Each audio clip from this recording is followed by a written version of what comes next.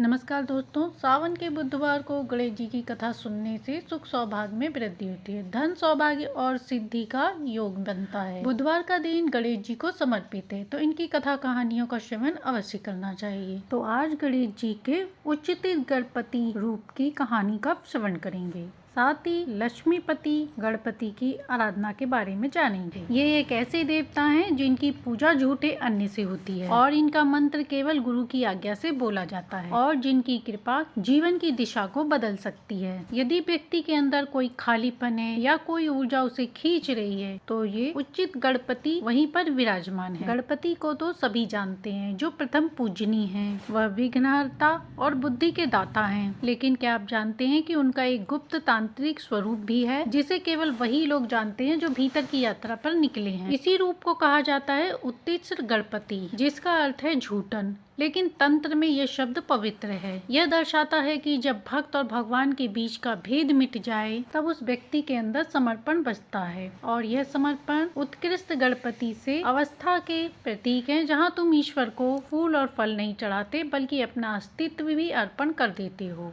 और अपने द्वंद्व, अपना द्वेष, सब कुछ भगवान को अर्पण करते हो। इसलिए इस रूप की पूजा में जो भोजन तुम पहले खाते हो वही भगवान को चढ़ाया जाता है, ताकि व्यक्ति यह अनुभव कर सके कि सब कुछ एक है। उत्कृष्ट गणपति भगवान गणेश का एक तांत्रिक रूप है और इन्हें गणपति संप्रदाय के 6 प्रमुख संप्रदाय में से एक उच्चित गणपति संप्रदाय के प्रमुख देवता के रूप में माना जाता है और पूजा जाता है। इनकी उत्पत्ति की पौराणिक कथा है। पौराणिक कथा के अनुसार एक बार ब्रह्मा जी से वरदान प्राप्त करने के बाद विद्यावान नामक एक अहंकारी असुर ने संसार में अपना आतंक मचाना शुरू कर दिया। ऋषियों और देवताओं ने त्रिदेव ब्रह्मा, विष्णु और महेश से सहायता मांगी, जो कि विद्यावान के वरदान के अनुसार उसका वध केवल हाथी के मुख और मनुष्य के धड़ वाले ही कर सकते थे। इसलिए त्रिदेव गणेश जी के पास गए और उससे असुर का वध करने का आग्रह किया। गणेश जी सहमत हो गए, लेकिन उन्होंने एक शक्ति की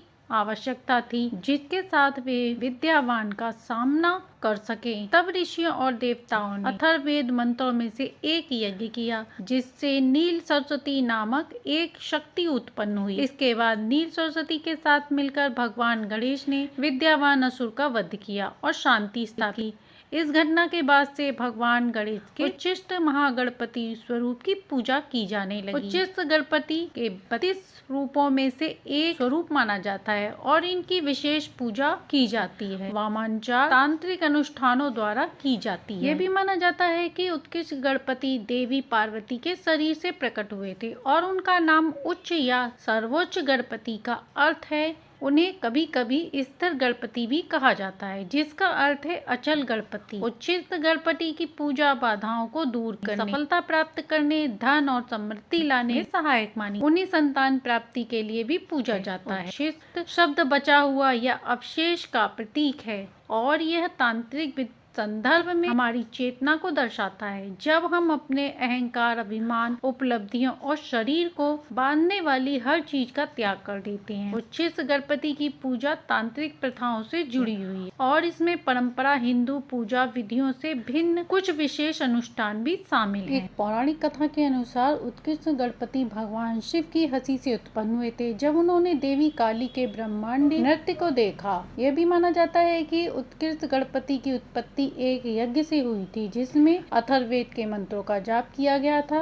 और उस यज्ञ से देवी नील सरस्वती प्रकट हुई थी। इन गणपति की मुख्य रूप से पूजा वामाचार अनुष्ठान द्वारा की जाती है, जो गणेश पूजा में अधिक प्रचलित रूप से भिन्न है। इस पूजा में नई कार्यों में सफलता, कार्य में उन्नति और जीवन में प्रभुत्व प्राप्त करने के लिए की जाती है। भारत में इनके लोकप्रिय मंदिर हैं तमिलनाडु के तिरुचिरापल्ली में राग और ऊंची पल्लियार मंदिर। दूसरा है केरल के तिरुवनंतपुरम में महागणपति। तीसरा है कर्नाटक के मैसूर में गंजनगुड़ और चामराजनगर में। इनकी अन्य महत्वपूर्ण बातें हैं। गणपति को श्रेष्ठता और आशीर्वाद का देवता माना जाता है। कुछ कथाओं में उत्कृष्ट गणपति को नीलवर्ण नीले रंग का बताया गया है। उत्कृष्ट गणपति की पूजा महाराष्ट्र में की जाती है। गणपति साधना में रात्रि का भोजन कराने के बाद प्लेट में आखिरी निवाला छोड़ दिया जाता है और बिना मुंह धोए साधना की जाती है और साधना के बाद बाद उस निवाले को जीवों के लिए बाहर रख दिया जाता है। इस साधना में लाल वस्त्र पहनने की सलाह दी जाती है। यह साधना 12 वर्ष या उससे अधिक आयु का कोई भी व्यक्ति कर सकता है। आज सुनेंगे लक्ष्मीपति गणेश जी की कहानी। और गणेश जी शिव माता पार्वती के पुत्र हैं। लक्ष्मी जी और गणेश जी अलग अलग ऊर्जा के प्रतीक हैं, परंतु वह एक ही रूप में क्यों प्रकट हुए? क्या है इसका रहस्य? धार्मिक मान्यता के अनुसार कहा जाता है कि जो भी व्यक्ति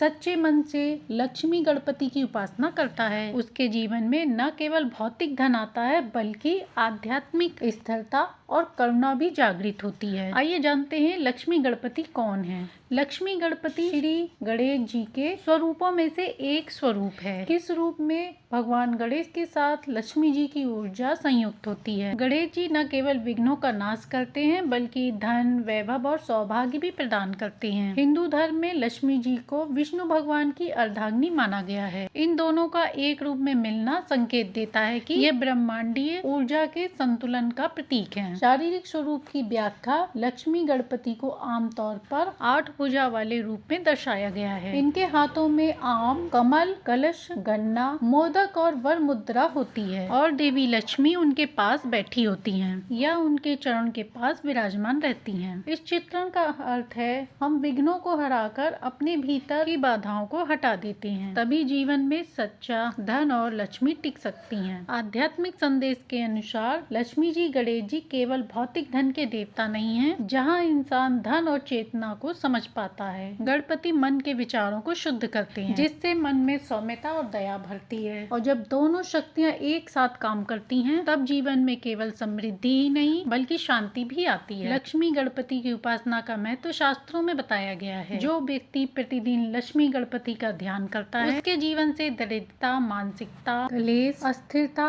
और आलस्य समाप्त हो जाता है। विशेषकर जो व्यक्ति व्यापार करता है या फिर नया कार्य आरंभ करना चाहता है या फिर आर्थिक संकट से गुजर रहा है, उसे लक्ष्मीपति गणपति की उपासना अवश्य करनी चाहिए। शुभ मुहूर्त में पीले या लाल वस्त्र पहनकर कमल गट्टे की माला से ओम श्री लक्ष्मी पतये गणपते नमः का जाप किया जाए तो साधक के जीवन में आश्चर्यजनक परिवर्तन आते हैं। पुराणों में गणेश पुराण लक्ष्मीपति गणपति का वर्णन विस्तार से मिलता है। कहा जाता है कि जब देवताओं और दैत्यों के बीच समुद्र मंथन किया गया, तब लक्ष्मी जी समुद्र से प्रकट हुईं। उस समय समस्त देवताओं ने उनकी ऊर्जा को गणेश में विलीन होते देखा, क्योंकि बिना गणेश जी की कृपा के कोई भी वैभव स्थायी नहीं होता। इसलिए लक्ष्मी जी के साथ गणेश जी की पूजा आराधना पूर्ण रूप से फलदायी मानी गई है। यह भी एक गुप्त रहस्य है कि लक्ष्मी जी हर किसी के लिए क्यों नहीं है। लोगों का सोचना है कि धन के लिए सिर्फ मेहनत ही काफी है, परंतु जब तक गणेश जी की कृपा नहीं होती, तब तक लक्ष्मी जी स्थायी निवास नहीं करती। गणपति जी विघ्नों को हटाते हैं। आपके अंदर की शंका, लालच, भय जब हट जाते हैं, तभी लक्ष्मी जी टिकती हैं। इसलिए कई लोग लाखों कमाते हैं, फिर भी उनके पास धन रुकता नहीं है। क्यों? क्योंकि भीतर का गणपति सो रहा होता है। लक्ष्मी, गणपति और कर्म,